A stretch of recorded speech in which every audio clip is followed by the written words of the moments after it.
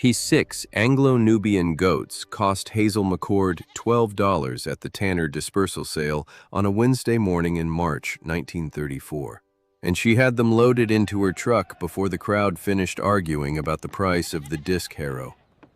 Roy Tanner had farmed 160 acres in Coffee County for 20 years on a note from the First Agricultural Bank of Tullahoma, and when the note came due in February and the cattle prices had been sitting at 8 cents a pound for 14 months with no sign of movement, the bank sent a man out and Roy Tanner's farm went to dispersal in March.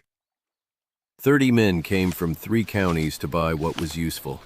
The draft horses went fast. The hay equipment went fast. The seed corn, the wire, the cultivator, all of it gone before 10 in the morning.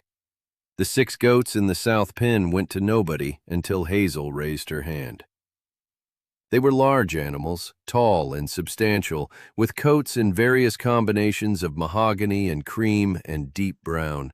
And the thing that made every man at the dispersal step back from the pen fence was the ears, long, pendulous, hanging below the jaw like something that had been put on the wrong animal, flopping gently when the does moved their heads.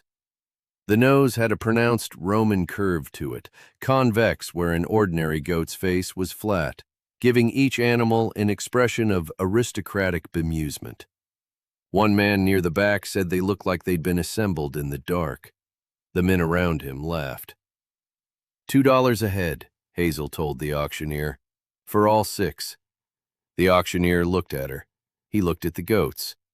He sold them. She had been planning this purchase since January, when she read a paragraph in the Southern Farm and Livestock Bulletin describing Anglo-Nubian goats as a dual-purpose breed of exceptional commercial potential. High butterfat milk, 4 to 5% fat content versus the 3.5% of a standard dairy animal, and a meat called chevon with a mild, fine-grained quality that had been specifically requested by French-trained restaurant chefs in Nashville for the past 2 years. The breed was rare in Tennessee, the bulletin noted. The county farmers who kept goats at all kept Spanish brush goats for rough browse, and nobody was supplying premium chevon to anybody. Hazel had done the arithmetic on the back of the bulletin. Commodity beef, 8 cents a pound. Premium chevon to a Nashville restaurant kitchen, 30 cents a pound. The math was not complicated. The only question was whether she could find the buyer, and she had written 2 letters to Nashville restaurants in February before she even knew where she was going to source the animals. The farm was 70 acres of good bottomland and hill pasture in Coffee County, and it had been her family's since her grandfather broke it in 1891. Her father, James McCord, had run beef cattle on it until the Depression cattle prices made beef cattle an exercise in losing money slowly. And when James died in the winter of 1932, he left Hazel the 70 acres, a small lien at the Tullahoma Bank from a 1930 equipment purchase, and a beef herd she sold immediately because she could see the arithmetic, and the arithmetic was clear. She had been running the farm on a laying flock and a kitchen garden, and the timber lease on the back 40 since then, managing the lien payment by inches, looking for the thing that would change the equation. She had found it in the Southern Farm and Livestock Bulletin on a cold January evening, reading by the kitchen lamp the way she read everything, cover to cover, without skipping the back pages where the interesting things often lived.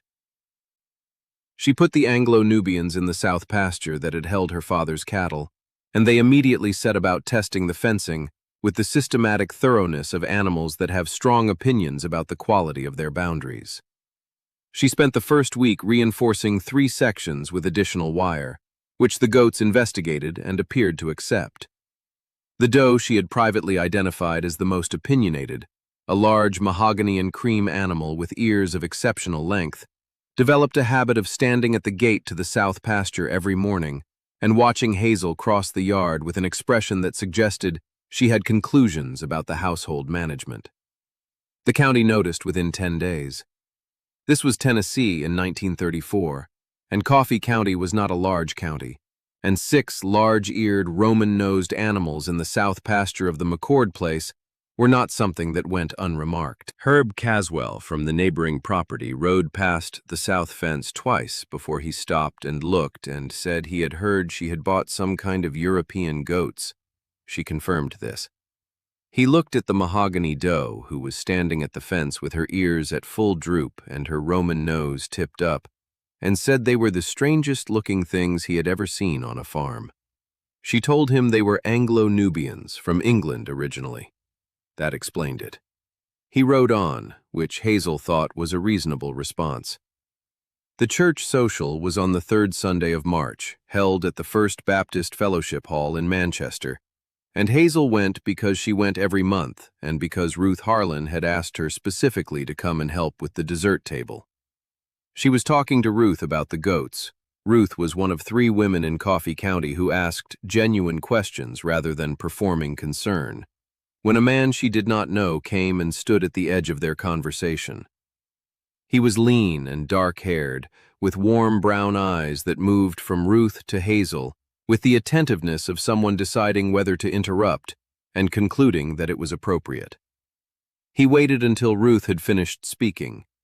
He told her he had heard about the Anglo-Nubians from Tom Caswell at the feed store, and that he wanted to ask whether she had contacted any of the Nashville restaurant buyers yet. Hazel looked at him. She had written 2 letters in February. Letters to Nashville restaurants went to the front desk, he told her, and generally did not reach the purchasing kitchen. He knew this because he ran freight to Nashville twice a week and had been delivering to the Hermitage Hotel and the Maxwell House for 3 years. If she wanted to reach a purchasing chef, the way to do it was to bring a sample to the service entrance on a Thursday morning when the week's purchasing decisions were made, and to ask for the kitchen manager by name, and he could give her 2 names that would be worth asking for. He delivered this without preamble, the way you give someone information they need. He gave her the 2 names and a specific Thursday, and then told her he had bothered her long enough, and went back to the coffee table. Samuel Ward. He ran the Ward freight operation out of Tullahoma, he had mentioned, in the same tone a man uses when he's providing context rather than making an impression. Hazel looked at the 2 names she had written on the back of her program and thought about letters that went to front desks and Thursday mornings and the specific quality of a man who gives you the one useful thing and stops. Before we find out what Hazel does with 6 big-eared goats the whole county is laughing at, tell us in the comments where you're watching from. This channel reaches people from all across the country, and we love knowing where our stories land. If you haven't subscribed yet, hit that button now. We have new stories every week. She drove to Nashville on a Thursday morning in April with a wrapped package of chevon in the cab of the truck. 2 kids had been born in March, standard attrition for an operation's first season, and she had dressed them properly and packed the meat in butcher paper the way the bulletin described for restaurant presentation. She found the service entrance to the Hermitage Hotel on 6th Avenue and asked for the kitchen manager by the name Samuel had given her. The kitchen manager was a compact, precise man named Laurent, who had trained in Lyon before coming to Nashville in 1928, and who looked at the butcher paper package Hazel set on the steel receiving table with the focused attention of a professional evaluating a product. He unwrapped it. He pressed the meat with 2 fingers. He smelled it. He asked what breed. Anglo-Nubian, she told him. Coffee County. 6 animals currently, expanding. Laurent cut a small piece on the receiving table with a knife he produced from his apron and held it up to the light from the service door. He asked how much per pound, and she told him 30 cents, and he told her he would take everything she could supply on a weekly basis, and that if the quality held, he would connect her with the purchasing manager at the Maxwell House. She drove home 4 hours with the windows down and the Tennessee Spring moving through the cab, and did the arithmetic in her head the whole way.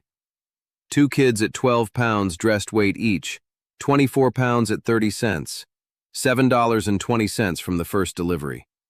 The lien payment was $14 a month.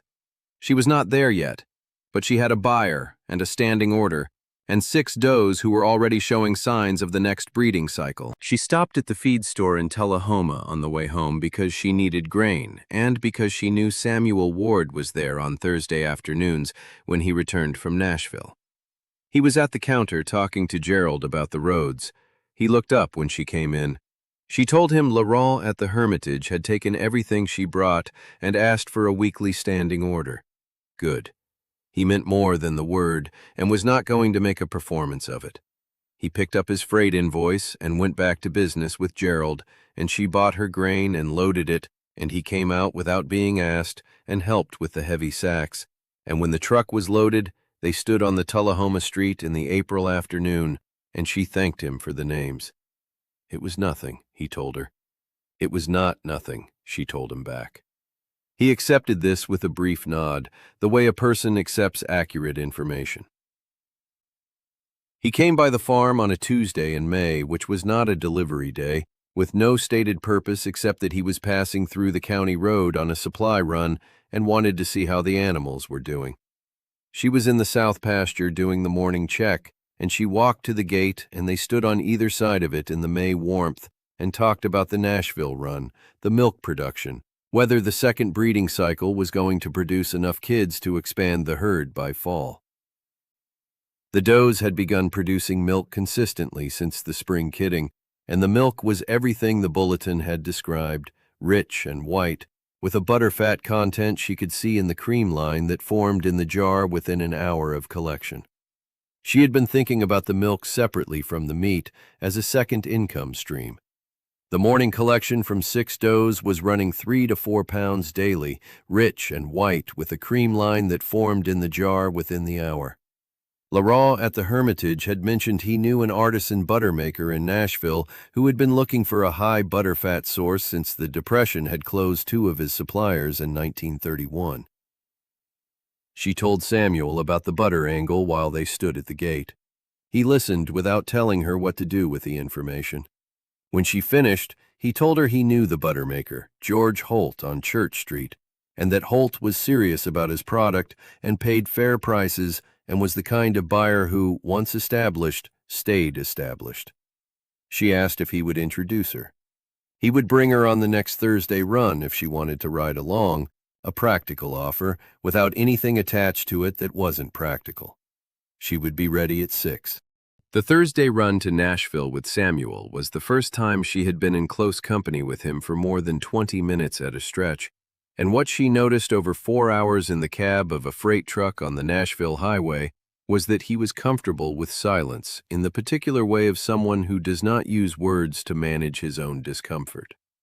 They talked when there was something to say and did not when there wasn't, and the quiet between the talking was the warm kind rather than the strained kind, which was not something she had found common in the men she had spent time with.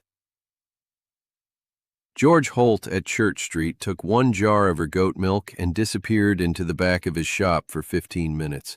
He came back and offered her 20 cents a pound for all the milk she could deliver weekly, with preference for the morning collection, which had the highest fat content.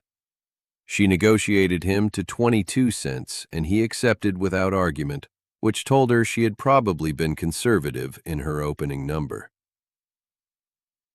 We're halfway through this story, and we want to know, have you ever raised goats or any kind of small livestock on a farm or homestead? Tell us in the comments. We read every one. And if you haven't subscribed yet, this is your reminder. New stories every week.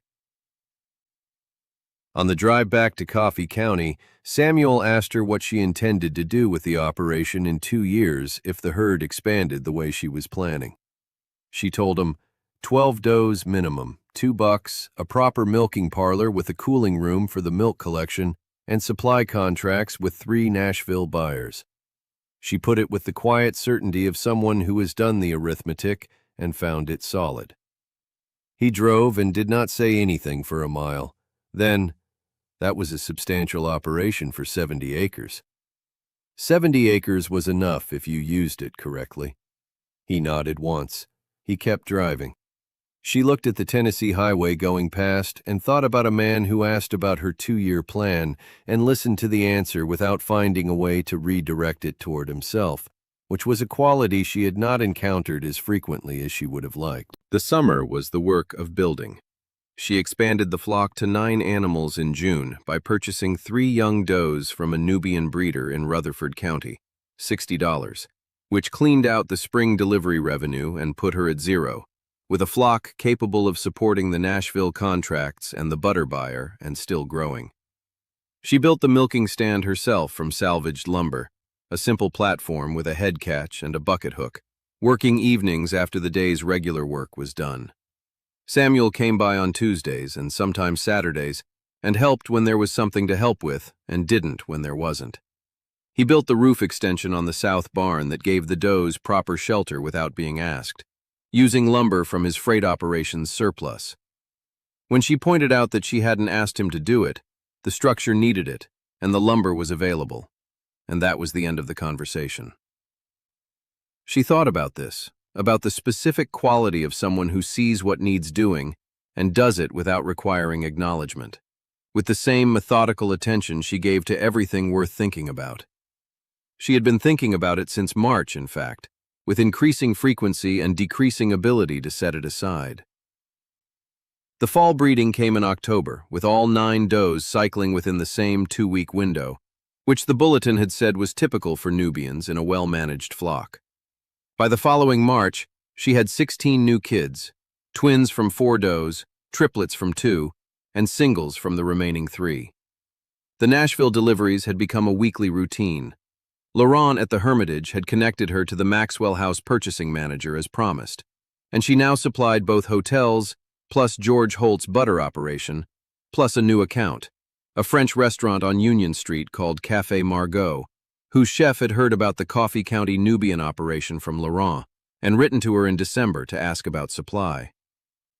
4 Nashville accounts, 12 does in production. The milking parlor she had been planning since summer was built in February of the second year. Proper concrete floor, drainage, a cooling room lined with insulation she and Samuel framed together over 2 Saturdays. She specified every dimension. He built what she specified and did not suggest changes.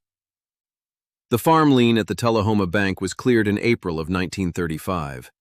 She drove to the bank on a Thursday morning, not a Tuesday, not a Saturday, not a day Samuel was at the farm, because this was hers to do alone, and set the final payment on the counter, and the bank officer, a man named Harold who had been careful and quiet with her since the first payment in 1932, wrote, "Paid in full," in the ledger with the particular deliberateness of a man who understands the weight of a thing. She thanked him and drove home and stood at the gate of the south pasture and looked at the 12 does moving through the spring grass with the effortless quality of animals that have found their correct environment, and felt the particular satisfaction of someone who has done exactly what she said she was going to do. Samuel was at the gate when she turned around. He had come on a Thursday, which was different, and he had his hat in his hands, and she had known him for a year and a half, and she had never seen him hold his hat in his hands before. He said her name. She waited. She had learned he said things in his own time, and that waiting was the correct response. He told her he had been coming to this farm since March of the year before. He had driven her to Nashville and introduced her to buyers and helped build her shelter and her milking parlor, and sat at her table on Tuesday evenings talking about the operation and the county and the things that mattered. He had done all of it because he wanted to, and he intended to keep doing it, and he would like to know if she would be his wife. He put it plainly, the way he put everything. No arrangement, no performance. She looked at him in the April morning with the south pasture behind her and 12 Anglo-Nubian does grazing in the spring grass, and the lien paid, and the milking parlor standing, and 4 Nashville accounts, and everything she had built from $12 and a paragraph in a January bulletin. She thought about a church social in March, and 2 names written on the back of a program. She thought about a man who gave her the one useful thing and stepped back. She thought about the quality of a person who asks about your 2-year plan and listens to the whole answer. Yes. She put it directly, without ceremony, the way she put everything she meant. He came across the gate, and she let him, and the does looked up briefly from the grass and went back to grazing with the indifference of animals who have more important things to attend to, and the Coffee County morning held them both. They were married in June at the courthouse in Manchester with Ruth Harlan and Samuel's freight partner as witnesses. Samuel moved his operation to the McCord farm in the fall, the freight business running out of the back barn, the Nashville runs continuing as before, now with Hazel's weekly delivery folded into the route. She ran the goats, he ran the freight. The accounts were separate, and the farm ran on both, which was the right arrangement, and the one they had both understood from the beginning. A man named Laurent sent word through his Nashville contacts in the summer of 1936 that he was mentioning the Coffee County Nubian operation to chefs from Memphis and Louisville when the subject came up, which it did more frequently than one might expect. By August, Hazel had a letter from a hotel buyer in Louisville asking about supply capacity. Samuel brought the letter out to the south pasture where she was doing the morning milking, and she read it over the back of the doe she was working on, and looked at it for a moment. She asked him what he thought about expanding the herd to 18. He looked at the letter, then at her. He asked what the Louisville buyer was offering per pound. She told him. He did the arithmetic in his head, she could see it, and said 18 was the right number. She finished the milking and stood and handed him the bucket to hold while she unlatched the head catch, and they walked back to the barn together through the Tennessee morning, 12 does following with the authority of animals who know the routine, the long ears moving in the warm air. And there was a Louisville letter and a Nashville route and a milking parlor and an operation that had started with $12 and the specific willingness to read past the front pages of things and find what was actually there. The county had called them the big-eared things. The county had said she had wasted $12. The county had been selling beef at 8 cents a pound in 1934 and was still selling it at 8 cents a pound in 1936, and would be for some time yet, because the county had not read the back pages of the right bulletin in January. Hazel McCord had understood since January of 1934 that the difference between what something costs and what something is worth was the most important gap in any room, and that the people who saw it clearly were the ones who built something with it. She had seen it clearly. She had built accordingly. If you've made it to the end of this story, thank you. Leave a comment below. Have you ever seen the value in something that everyone around you had passed over? An animal, a piece of land, a skill, a person? Tell us. Your stories are what makes this community what it is.